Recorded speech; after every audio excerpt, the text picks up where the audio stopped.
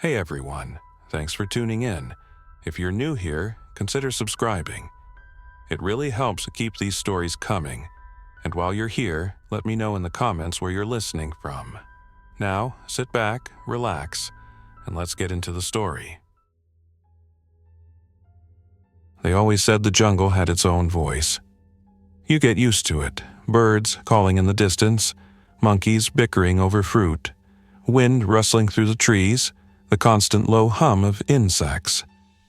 You train long enough in it, and you learn to read it like a book. Every chirp, every shift in the underbrush, it means something. But that morning, the jungle went quiet, and that's what scared me first. We were stationed on the edge of the Sierra Madre Mountains. Just a small forward team of 6, recon and patrol. Routine jungle ops, nothing fancy.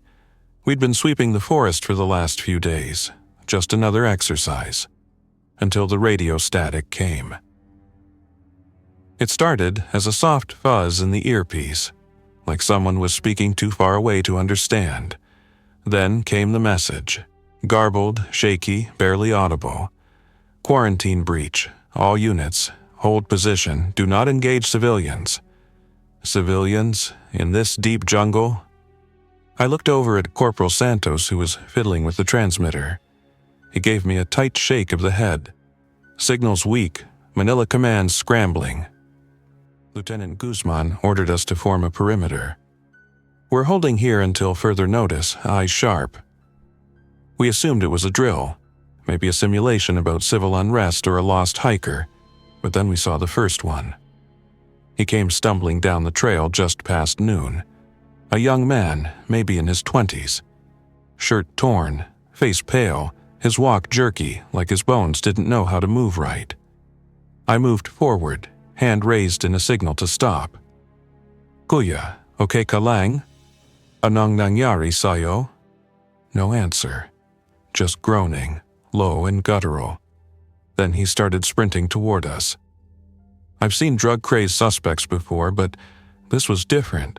His eyes, there was no fear, no pain, just hunger. I remember the crack of the rifle beside me. Private De Los Reyes fired a warning shot, but it didn't stop the guy. He just kept running until snap. He fell straight into one of our wire snares. He should have stayed down, but he didn't. He started clawing, twisting, trying to bite through the wire like an animal. His mouth bled, and still he didn't stop. We backed away. The lieutenant signaled us to keep our distance. Then we got another radio message, clearer this time. All units, be advised. Unidentified infections spreading in Metro Manila. Symptoms include extreme aggression, insensitivity to pain, rapid decay. If contact occurs, isolate immediately. That word, infection. It landed heavy in the pit of my stomach. We weren't dealing with rebels. We weren't even dealing with civilians. Something worse had slipped into the jungle with us. And it wasn't alone. We had the infected man tied up, but it didn't feel right calling him a man anymore. He gnashed his teeth, his eyes bloodshot and vacant, like all reason had been erased. The more he struggled, the more flesh he tore from his own wrists against the wire. He didn't care. It was like pain didn't exist for him anymore. Private Delos. Reyes whispered, "Sir, we should put him down." But Lieutenant Guzman held firm. "We don't know what this is yet. We wait for orders." But the orders never came. We tried all channels. Command, regional outposts, even the emergency band, nothing but static. Either the comms were down, or nobody was left to answer. Then, at 1400 hours, we heard gunfire echoing from the south. Short bursts at first, then full auto. Not far, maybe a few kilometers. That wasn't training, that was survival. "Pack it up," Guzman said. "We're moving to the ridgeline, better sight lines. If this infection spreads, we'll need to know what's coming." We left the infected man behind. still snarling in the dirt like a wild beast tangled in the wire. None of us could bring ourselves to finish it. Not yet. Not until we understood. We hiked up the slope, each of us on edge. No one spoke. Every branch snap made us twitch. When we reached the top, the view should have calmed us, the green canopy of the Sierra Madre stretching for miles. But it didn't. We saw smoke, thick, black, rising in 3 different places across the horizon. Not campfires, not signal smoke. These were large-scale burns, villages, maybe even military outposts. "What in the world?" Santos muttered. Guzman raised his binoculars, but before he could even report what he saw, movement stirred in the jungle behind us, fast, heavy. We dropped into defensive formation. I clicked off the safety on my rifle. My heart was hammering in my chest. A figure burst through the underbrush. Private Ortega, blood on his uniform. Alone. "Contact, north side," he gasped. "They're coming. Tons of them. Civilians. No, not civilians. They're not right, sir." Then we heard them. Groaning. Dozens of them. Maybe more. "Positions," Guzman barked. And just like that, the tree line exploded with figures. They weren't stealthy. They didn't care about cover or tactics. They just ran. Dirty, staggering, covered in grime and blood, some missing patches of skin. Their mouths hung open, their hands clawing through branches. And they were fast. We opened fire. Rounds tore through the trees, and still they came. One dropped with a shot through the neck, rolled, and stood back up. Another took a round in the chest and barely slowed. Only headshots dropped them for good. But they didn't stop. For every one that fell, 3 more took its place. We fell back in a controlled retreat, peppering the jungle with rounds, doing our best to stay together. But in that chaos, we lost Corporal Javier. 1 second he was covering our right flank, and the next he was gone. Dragged into the underbrush, screaming. I wanted to help him, I swear I did, but we were surrounded and I'd already emptied a full magazine. We were being hunted, surrounded by something beyond human. And the jungle. It no longer had a voice, only the screams of the infected and of those unlucky enough to get caught. We regrouped at a small limestone outcrop deeper in the ridge. It wasn't much, but it gave us elevation, and more importantly, only one way in. Perfect for a last stand, if it came to that. From our original 6, only 4 of us remained: Lieutenant Guzman, Private De Los Reyes, Corporal Santos, and me. Javier was gone. Ortega, we weren't sure. He'd run off in the firefight, blood all over him. We didn't know if it was his or someone else's. We hadn't seen him since. We took a moment to reload, catch our breath, and listen. The jungle was still again. But this wasn't the same peaceful quiet we knew. This was the silence of something waiting. "What are they?" De Los Reyes asked, his hands shaking as he slapped a fresh mag into his rifle. Santos muttered, "They used to be people. Something changed them." Lieutenant Guzman was silent. He just stared into the tree line, jaw clenched, his rifle across his lap. I could tell he was trying to keep it together for us, but his eyes said it all. He was just as lost as we were. We tried the radio again. Nothing. Even the emergency beacon failed. It was as if we'd been erased from the map. Guzman finally said, "We head to the evac site in Barangay Lucban. It's a 2-hour trek if we move fast. Civilian outpost, small helipad. If there's a way out, it's there." We moved cautiously, weapons ready. We avoided trails and stuck to animal paths, less chance of an ambush. Every now and then we'd spot movement far off in the jungle, shadows darting between trees, unnatural shuffling, but they didn't come close. At one point, we passed a river, Clear water, small falls, and on the other side, a child. She couldn't have been more than 8. Dirt-streaked face, dress torn. She just stood there, barefoot, staring at us. De los Reyes called out, "Miss, okay Kalang? Stay there, we'll help you." She didn't speak, just tilted her head, then stepped forward. That's when I saw her mouth. Blood at the corners. Her eyes were dull, empty, not scared, not sad. "Hungry? Don't move," I shouted. Too late. She let out a high-pitched shriek and bolted toward the river. Behind her, a mass of infected burst out of the jungle like a wave. We ran. I don't know how many there were, 20, 30, maybe more. They didn't move like people anymore.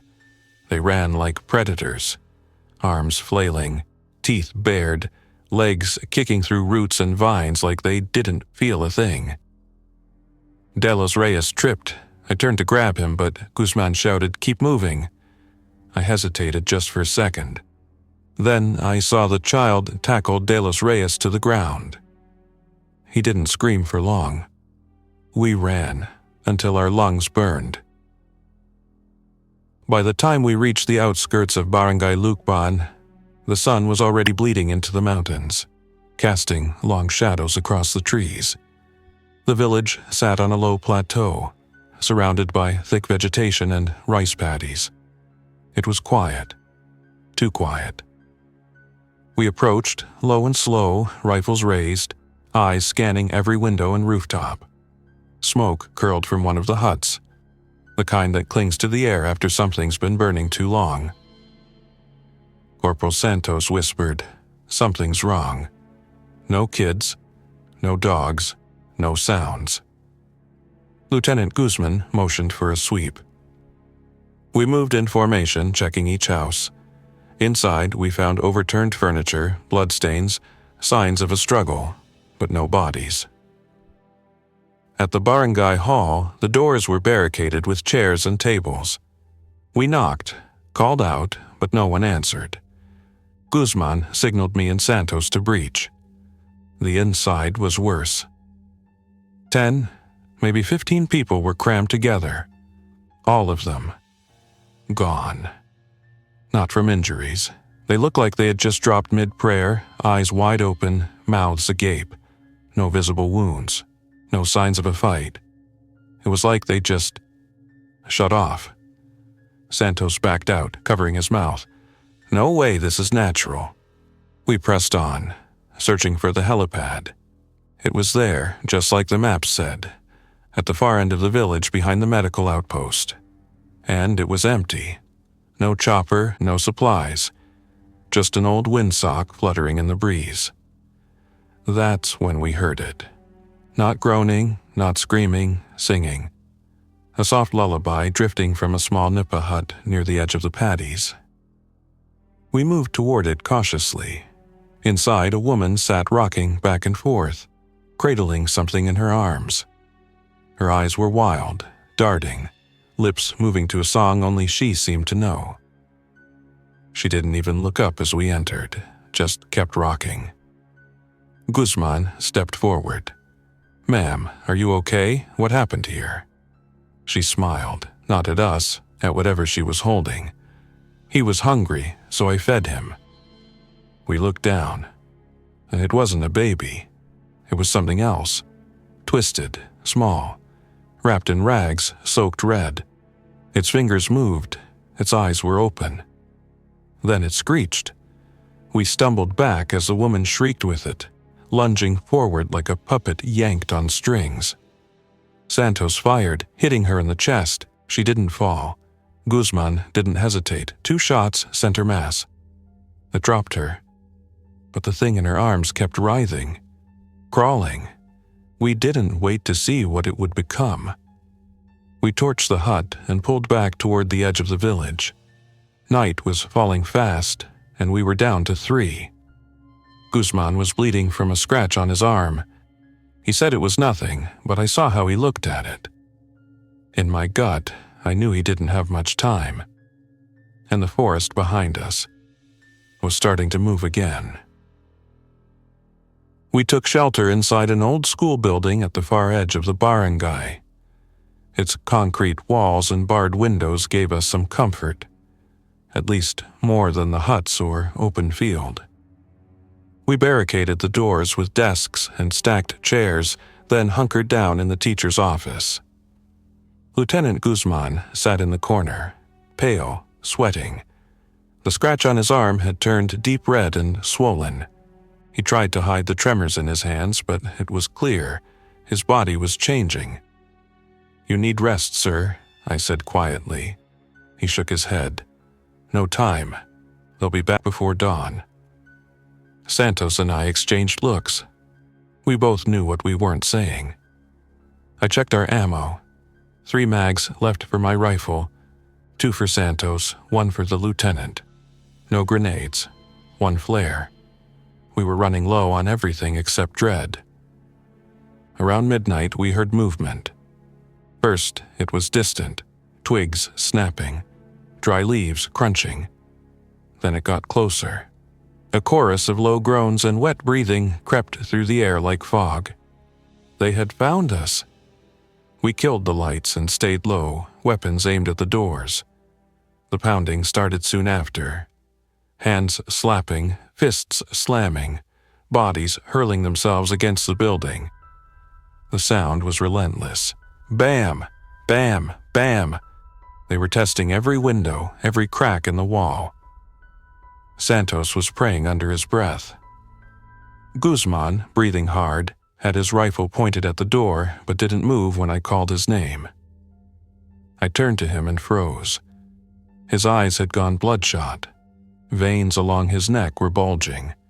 His lips twitched like he was chewing without food. He looked at me, but didn't see me. I raised my weapon. "Lieutenant," I said, voice shaking, "you still with us?" For a moment, nothing. Then he spoke, soft, strained. "If I turn, don't hesitate." I didn't respond. I couldn't. He slowly placed his rifle on the floor and pulled out his sidearm. Then, without a word, he turned it on himself. I lunged forward. "Wait!" But he just smiled faintly. "Rangers lead the way." The shot rang out. Santos cursed and looked away. I stood there, heart pounding, staring at the body of the man who had led us since day one, the man who'd kept us alive. And now he was gone. We didn't have time to mourn. The banging grew louder. One window cracked, then shattered. Fingers reached through the bars, clawing at air. Their groans were louder now, more frenzied. Santos and I retreated to the hallway. We dragged a filing cabinet in front of the broken window and covered the other entrances with desks. We were outnumbered, outgunned, and surrounded. But we weren't dead yet. We swore we wouldn't be. Not without a fight. The infected were relentless. They didn't get tired, didn't give up. They kept smashing against the walls and clawing at the barred windows, howling like animals on fire. The air inside the school grew thick, heat, sweat, smoke from the makeshift barricades we lit to keep them back. Corporal Santos and I took shifts at the hallway, alternating watch every half hour. Neither of us spoke much after Lieutenant Guzman. We just kept moving, kept checking our gear, kept listening to the pounding. By 4 a.m., the northeast wall started to buckle. Santos looked at me, eyes wide. "We can't hold them, not till sunrise." "Then we don't wait," I said. "We run." We had 1 flare left, the kind used for emergency medevac signals. No chopper would be coming, but it might distract the swarm long enough to give us a shot. I laid out the plan. We'd blast open the side door using a fire extinguisher as improvised force, throw the flare as far as possible, and run for the rice paddies. If we made it to the tree line, we could follow the ridge to the radio tower near Sitio Catalunan. From there, maybe, just maybe, we could find higher ground and call for help. Santos nodded grimly. "Let's end this on our feet." We set up near the exit. The groans outside had grown frenzied. They knew we were close. I looked at Santos. He gave me a quick nod and said, "Rangers." "Lead the way," I finished. We kicked open the door. I hurled the flare far into the fields. The red light lit up the entire clearing like a torch in a cave. The infected screamed and rushed toward it. It worked. We bolted. We ran faster than we'd ever run in our lives. Through mud, water, broken fences, past huts and twisted trees. We didn't stop. Not when we tripped. Not when they noticed and started chasing us.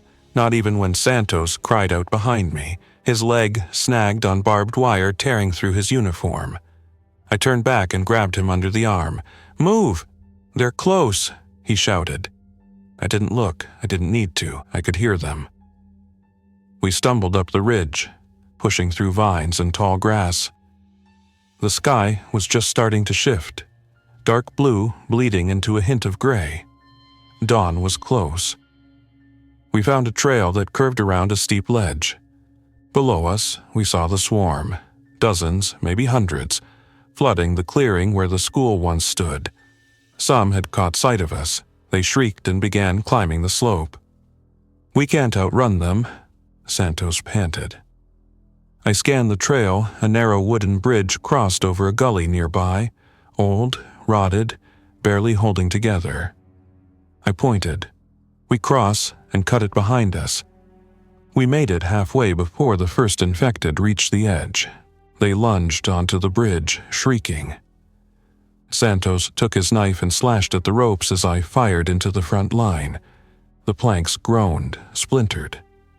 Then the whole thing collapsed. The infected plunged into the gully below, arms flailing, bodies tumbling like rag dolls. Silence followed, a long, eerie silence. Santos and I lay on the ground, catching our breath. Then we laughed. Not because it was funny, but because we were still alive. Barely. We didn't stop after the bridge fell. The sun was starting to rise, painting the mountaintops gold. But light didn't bring peace. It only made the reality clearer. The countryside was no longer ours. Smoke curled from the lowlands. Distant screams echoed from places we couldn't see. We moved toward Sitio Catalunan, more of a cluster of homes on a hill than an actual village. Our goal was the old radio tower at its summit. I remembered using it during recon missions. If we could power it, maybe someone would hear us. The trail became rougher. My boots were soaked, caked in mud and blood. Santos limped beside me, barely keeping pace. He hadn't said much since the bridge, but I noticed the way he gritted his teeth, hand pressed to his ribs. "What's the damage?" I asked. "Scratch," he muttered. That word again, just like Guzman. He tried to play it off, but the way he avoided my eyes told me everything. Still, we kept going. The sun was climbing when we reached the edge of Sitio Catalunan. From the ridge, we saw the tower, still standing. Rusted, leaning a bit, but intact. A small utility shack sat at its base, the kind that might still have backup power. But between us and that tower was the sitio itself. And the sitio was overrun. Dozens of them wandered the muddy paths. Some dragged limbs. Others twitched and jerked like marionettes. They didn't move with purpose, just instinct, sniffing the air, sensing motion. Santos and I crouched behind a collapsed jeepney and studied the movement. "We can't take them head on," I whispered. He nodded. "Diversion?" We found a rusted gas canister in the back of the jeep. I still had one flare in my belt pouch. Santos looked at me. "I'll do it." "No," I said. "You're wounded." "Exactly," he said with a weak smile. "Better me than you." I hated it. Everything in me screamed to keep us together. But deep down, I knew he was right. We set it up. He would circle around through the brush, draw them to the east field, light the flare near the canister and blow it. The noise would pull them away from the tower. Simple plan. Too simple. He turned to me before he left. You reach that tower, you call it in, and if I make it out, I'll meet you on the far side. I gripped his arm. Rangers never leave their own. He nodded. Rangers lead the way. Then he was gone. Minutes passed, then, boom. The canister went up in a fiery roar, flames licked the sky, the infected shrieked, almost drawn to it like moths. I bolted through the open path toward the tower. Gunshots rang out behind me. Santos was buying time. I reached the shack, slammed the door behind me, and found the generator. Still intact. I pulled the cord once, twice. On the third try, it coughed, sputtered, and roared to life. The radio inside blinked. Static. Then signal. The radio crackled like dry leaves in the wind. I fumbled with the knobs, hands shaking, ears straining for anything familiar in the static. Then, finally, a voice. Army frequency, identify, over. I nearly collapsed. This is Corporal Joaquin Reyes of the 4th Scout Ranger Battalion. I shouted into the mic. Repeat, Scout Ranger Reyes. CTO Catalunan. Outbreak confirmed. Area is compromised. Requesting extraction. Survivors 2, 1 wounded, 1 active. Silence. Then a new voice, calm but strained. Copy that, Reyes. Coordinates received. We have confirmation on outbreak containment failure. Extraction is being prioritized. Hold position. You are not alone. Over. I sat back in the chair, the weight of the last 12 hours crashing into me all at once. Relief battled exhaustion, but neither could push aside the one thing I hadn't dared to think about until now. Santos. I grabbed my rifle and ran out of the shack. The infected were still wandering near the burning wreckage of the gas canister, though most had moved toward the fields. I circled wide, climbing the edge of the ravine, heart pounding with every step. I found him near the tree line. He was sitting against a trunk, staring at the sky. His rifle was on the ground beside him. His uniform soaked through. The wound on his ribs had worsened. Dark veins spread like cracks in porcelain. His breathing was shallow. But he was still there. I bought you enough time, didn't I? He murmured, smiling weakly. You did more than that, I said, kneeling beside him. They heard the call, help's coming. He looked away toward the rising sun. Doesn't change what's happening to me. I didn't argue. We both knew. I saw it in his eyes. The flicker of the change beginning. The tension in his jaw. The way his fingers twitched when they shouldn't. I'm not going to turn somewhere in the dark, he said. Not like the others, I want to see the sun one last time.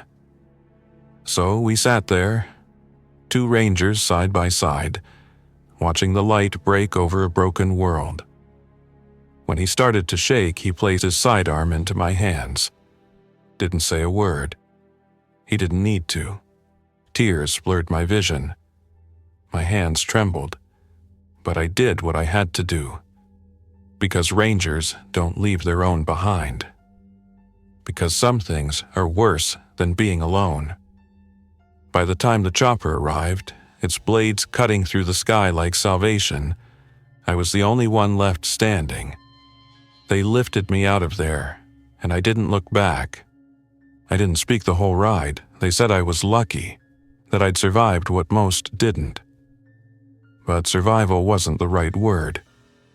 It wasn't luck, either. It was a curse and a duty. The first 12 hours were just the beginning.